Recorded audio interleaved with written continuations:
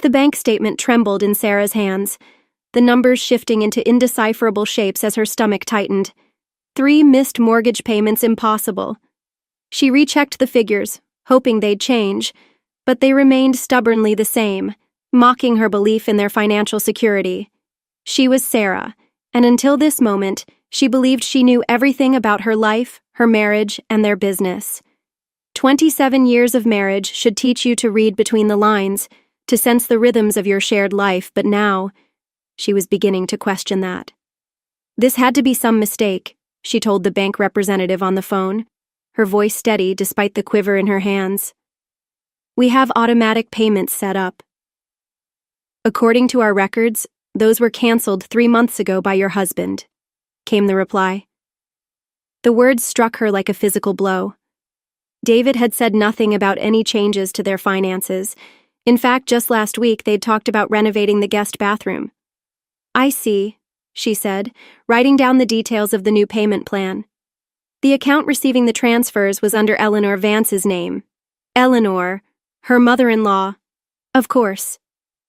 She hung up, sitting at the kitchen island with the cold granite pressing against her palms. The house felt alien now, every familiar surface seeming to hide secrets. The antique clock that Eleanor had gifted them for their anniversary ticked with a mocking rhythm from the wall. As the front door creaked open, David's heavy footsteps echoed through the foyer. Honey, something smells good. She'd forgotten about the pot roast in the slow cooker, the dinner she had planned before everything unraveled. In the kitchen, she called out, sliding the bank statement under a magazine. He appeared in the doorway, his silver-streaked hair tousled by the wind, his smile genuine. That was what hurt the most, how normal he looked, how carefree. Rough day at the office? She asked, studying his face intently. The usual. Mom stopped by, wanted to discuss some investment opportunities. He loosened his tie, heading toward the wine rack. Actually, I've been meaning to talk to you about that. Funny, she replied, her voice empty. I've been meaning to talk to you about the mortgage payments you've been rerouting to your mother's account. The wine bottle slipped from his hand, crashing to the floor, red liquid splattering across the tiles like blood seeping into the grout. David's face drained of color, his lips moving soundlessly. Sarah, I can explain. Can you? Because I'd love to hear how you explained secretly diverting our money to Eleanor without telling your wife of 27 years. He took a cautious step toward her, careful to avoid the shattered glass. It's not what you think. Mom needed... She raised her hand. Don't you dare tell me what Eleanor needed. Tell me what I need, David. Tell me why I shouldn't walk out that door right now. 3 days after the mortgage revelation, she came home to find Eleanor's Mercedes in their driveway, its trunk open and stuffed with designer luggage. Her fingers tightened around the steering wheel until her knuckles went white. David appeared on the front steps carrying another suitcase. It's temporary, he said before she could speak. Mom's condo is being renovated. How temporary? The words tasted like acid. Just a few weeks. He wouldn't meet her eyes. She's taking the guest room. Eleanor emerged from the house, immaculate in her cream cashmere sweater. Sarah, darling, I hope you don't mind the intrusion. David insisted when he heard about my situation. Of course he did. She forced a smile that felt like broken glass. What a surprise. Inside, Eleanor had already rearranged her living room furniture, pushing her grandmother's antique reading chair into a dark corner, the air reeking of her signature perfume, drowning out the lavender candles she'd lit that morning. I made dinner, Eleanor announced. Nothing fancy, just David's favorite pot roast recipe, the one I taught him, growing up. Her stomach clenched. Pot roast, the same meal she'd been making when she discovered the diverted mortgage payments, the same recipe she'd perfected over decades of marriage, thinking it was David's favorite because it was hers. At dinner, Eleanor dominated the conversation, her voice honeyed as she detailed her renovation plans. The contractor says it could take longer than expected. These things always do. How fortunate you have somewhere to stay, she said, cutting her meat with precise movements. Family takes care of family. Eleanor reached across the table to pat David's hand. Isn't that right, sweetheart? David nodded, shoveling food into his mouth to avoid speaking. The silence stretched between them like a canyon. Speaking of family, Eleanor continued, dabbing her lips with a napkin, I was thinking about Emily's wedding next month. Such a shame you two never experienced that joy yourselves having children, I mean. The fork clattered from her hand. David's head snapped up. Mother, oh, I'm sorry. Eleanor's eyes widened with practiced innocence. Was that insensitive? I just meant it must be difficult watching others live that dream. She stood up, her chair scraping against the hardwood. Excuse me. Sarah, wait! David called after her, but she was already halfway up the stairs, her vision blurring. In their bedroom, she locked the door and pressed her forehead against the cool window glass. Below, she could see Eleanor's Mercedes claiming its space in their driveway like she claimed everything else. Her phone buzzed a text from Casey. Coffee tomorrow? You sound like you need to talk. She typed back quickly, yes, and bring those real estate listings you mentioned just in case. The office was eerily quiet when Sarah arrived early, determined to find the answers she needed on David's computer while he was tied up in his morning meeting. Eleanor's renovation project had stretched into its third week, and the constant calls with the contractor were beginning to feel wrong. Sarah hadn't intended to become a spy in her own business, but desperate times called for desperate measures. David's password hadn't changed in 15 years. It was their wedding date, of all things. The irony was not lost on her. The file named Mother's Trust immediately caught her eye. Inside, spreadsheets laid out a meticulous record of transfers spanning 18 months, not just their mortgage payments, but everything. Company profits, personal savings, even the emergency fund she had carefully built over the years. What are you doing? The voice startled her and she jumped. Emily stood in the doorway, her face pale. David's niece, Eleanor's granddaughter, looked more like a frightened child than the confident marketing director she'd become. I could ask you the same thing, Sarah replied, quickly minimizing the screen. Your meeting isn't until 10. She closed the door behind Emily. I know about the money, Aunt Sarah. She's been taking everything. Sarah's fingers froze over the keyboard. How long have you known? 3 months. Emily's voice trembled.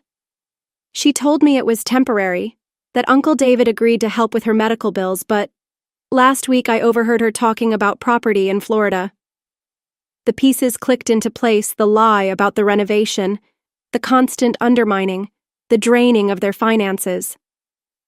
She's planning to convince David to move there with her, Sarah said, her words tasting bitter. Emily nodded, tears spilling down her cheeks. She's already bought the house in his name. Just then, Sarah's phone buzzed a text from David. Where are you? Mother needs signatures for the new business accounts.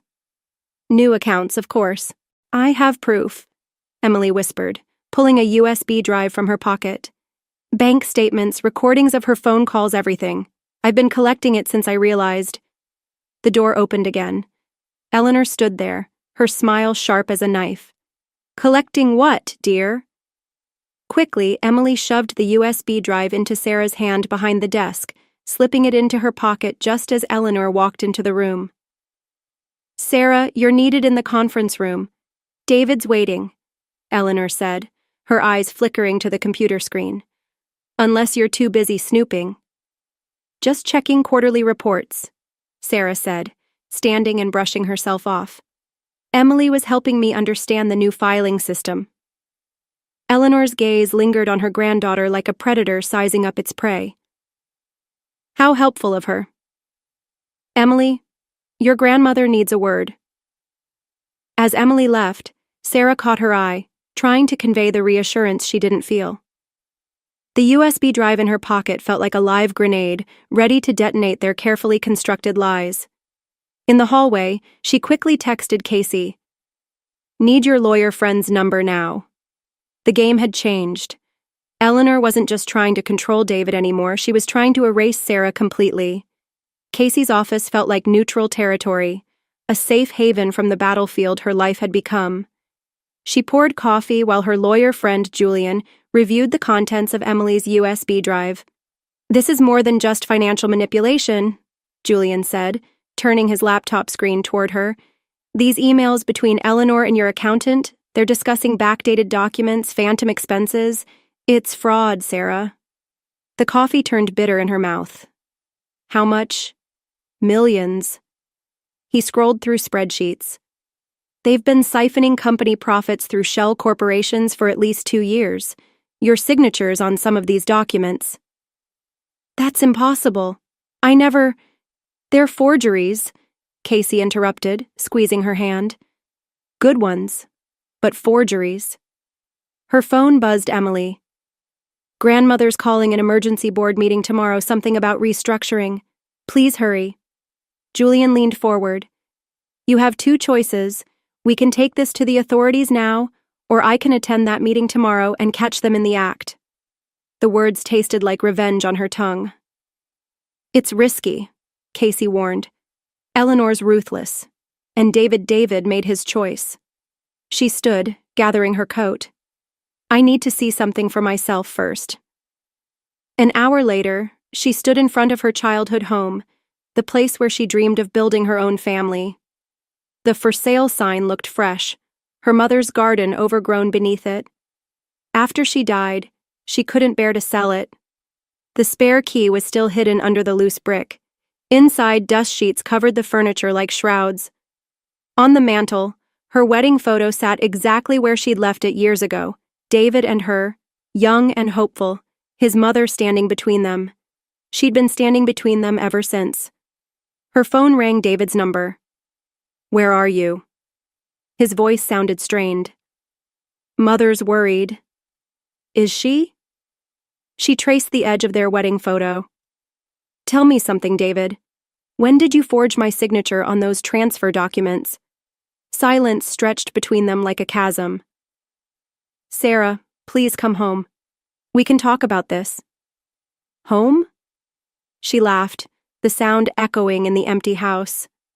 "I'm standing in our real home, the one you promised we'd renovate together, remember? Before your mother convinced you to buy that mansion instead. You don't understand?" "I understand perfectly." She set the wedding photo face down. "See you at tomorrow's board meeting, David. I think it's time everyone understood." After hanging up, she texted Emily.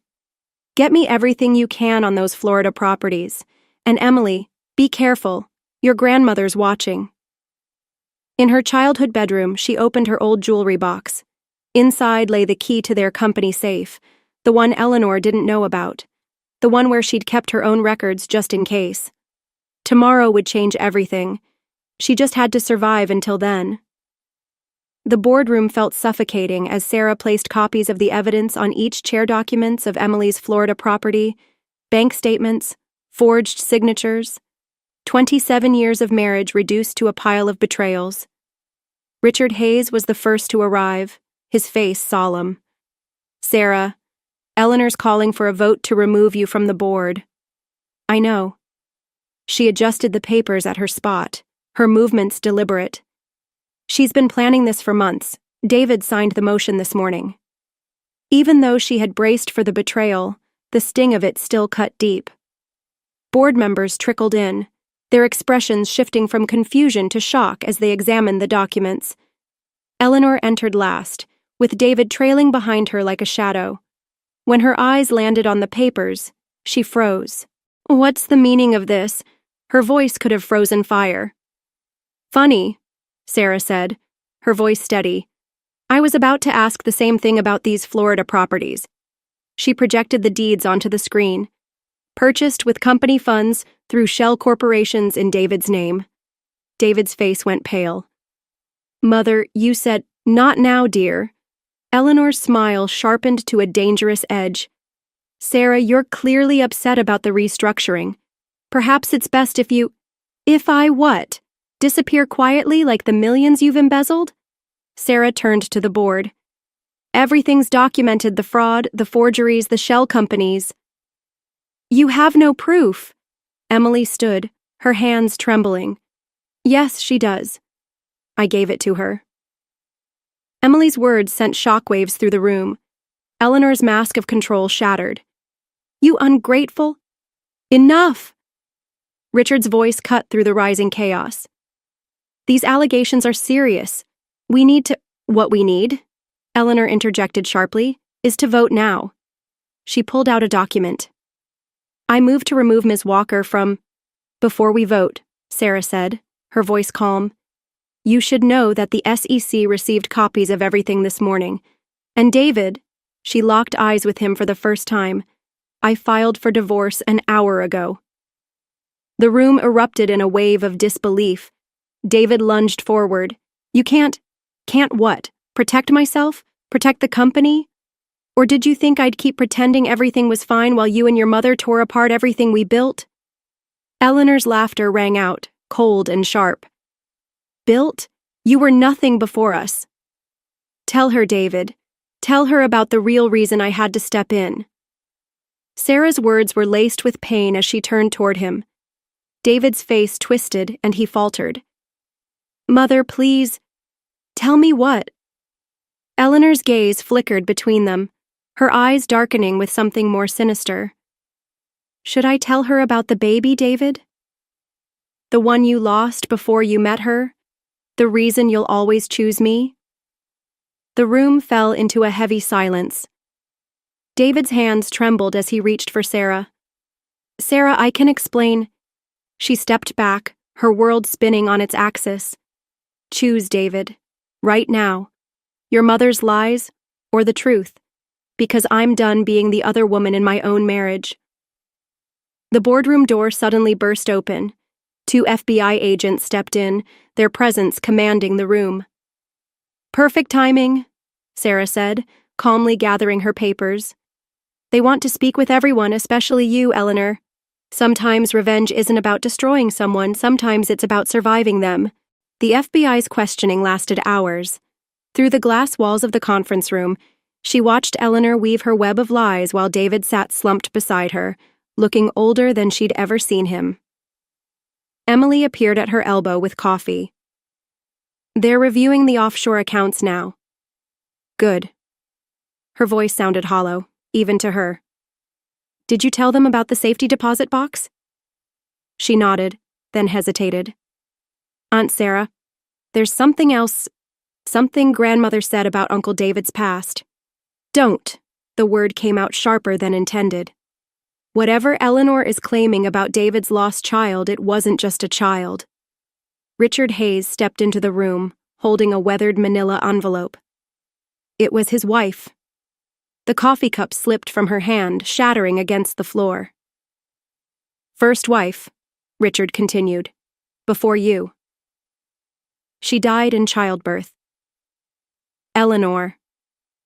She blamed David, said if he'd listened to her about the pregnancy risks the room spun. 27 years of marriage and she'd never known. All those times Eleanor had weaponized her infertility, while David sat silent, carrying this weight. Through the glass, she watched David finally push away from his mother's side. He walked toward her, but she backed away. Don't, she whispered. Just don't. Sarah, please. His voice cracked. I wanted to tell you so many times. Times when? Between letting your mother steal our money and planning your secret Florida escape? I never wanted Florida, Mother said. He stopped, realization dawning. She used it against me, all of it. Lily's death, the baby, you. Eleanor's voice cut through the room like a blade. I protected you after what happened with Lily. You needed me. You'll always need me. The FBI agent cleared his throat. Mrs. Vance, we're not finished. Oh, I think we are. Eleanor's smile turned vicious. David, darling, tell them about the real embezzlement, about how Sarah's been skimming profits for years. Show them that evidence we discussed. Her blood froze. The fabricated documents she discovered in the safe, the ones she thought were meant to frame Emily, they'd been meant for her all along. David teetered between them. the weight of 27 years hanging in the balance. "Agent Johnson," he said quietly, "I'd like to make a full confession about everything, starting with what my mother made me do to my first wife." Eleanor's scream of rage echoed through the building as they led her away, but it was David's silence that shattered what remained of her heart. She walked out of the office without looking back, leaving behind the shards of 2 marriages and 1 man's broken soul. Sometimes, winning feels exactly like losing. Eleanor's bail hearing drew a crowd. She sat in the back row, watching her perform for the judge the grieving mother, the misunderstood grandmother, the pillar of society wrongly accused. Her designer suit couldn't hide the steel beneath her smile.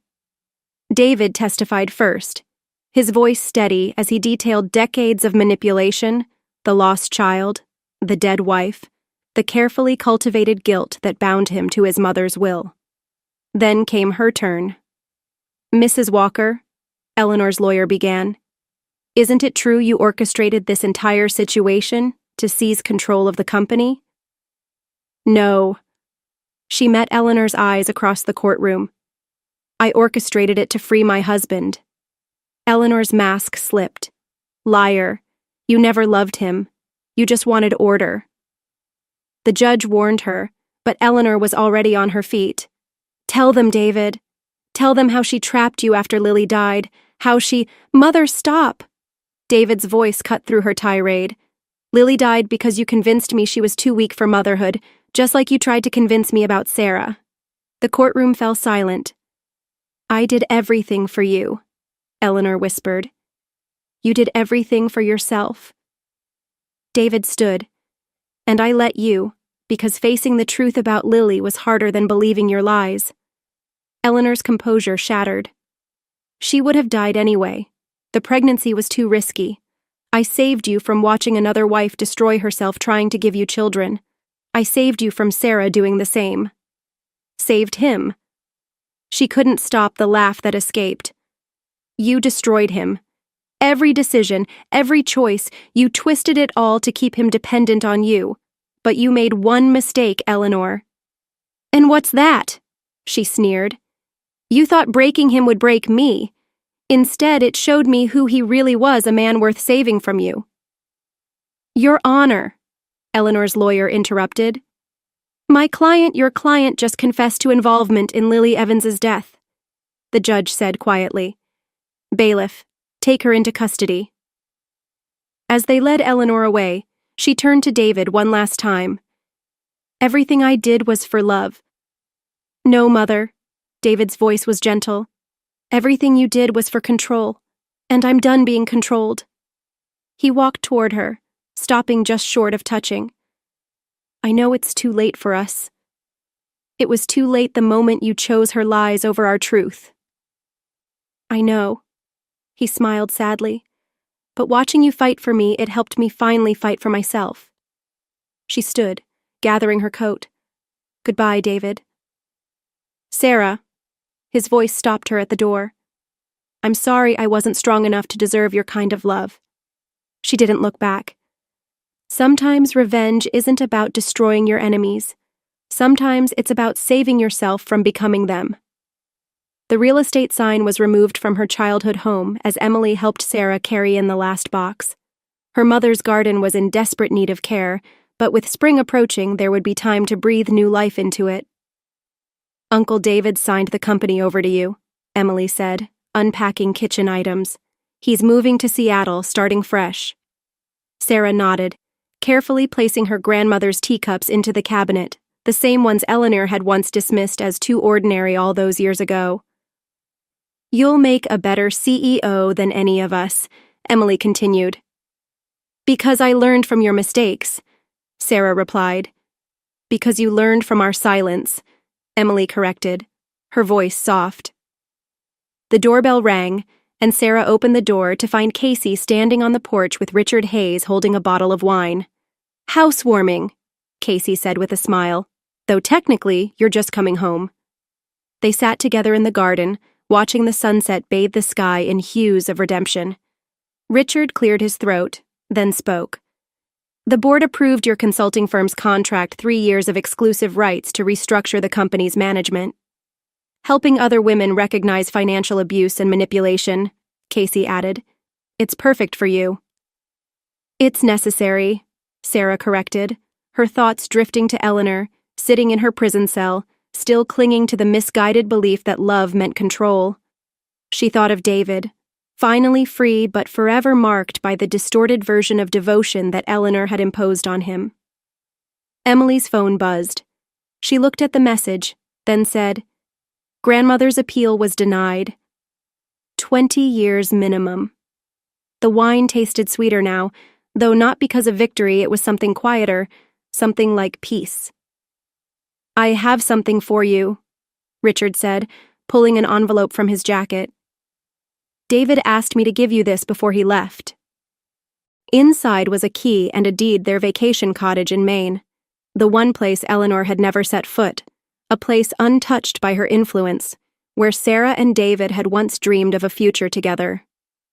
He signed it over to your consulting firm, Richard explained, for women who need a safe place to rebuild. Her throat tightened as the weight of it all hit her. In the end, David had found his courage too late for their marriage, but maybe just in time for others. Just then, a young woman appeared at the garden gate, clutching a business card. I'm sorry to interrupt, she said, her voice trembling. The women's shelter gave me your number. They said you could help. Sarah noticed the way the young woman twisted her wedding ring, the fear in her eyes and the shame in her posture. She saw the desperate need to believe that love shouldn't hurt this much. Come in, Sarah said, standing. Let me put on some tea. Emily gave Sarah's hand a gentle squeeze as she passed by. Casey and Richard exchanged knowing glances. They understood it was no longer about revenge. It was about recognition. It was about breaking the silence that allows manipulation to masquerade as love. Surrounded by the garden that had witnessed both her breakdown and her rebuilding, Sarah finally understood. Sometimes the best revenge isn't about getting even. It's about getting free and helping others find their way to freedom too. The young woman followed her inside, her steps unsure but determined, much like Sarah's had been not so long ago, and much like hers were now, but for entirely different reasons.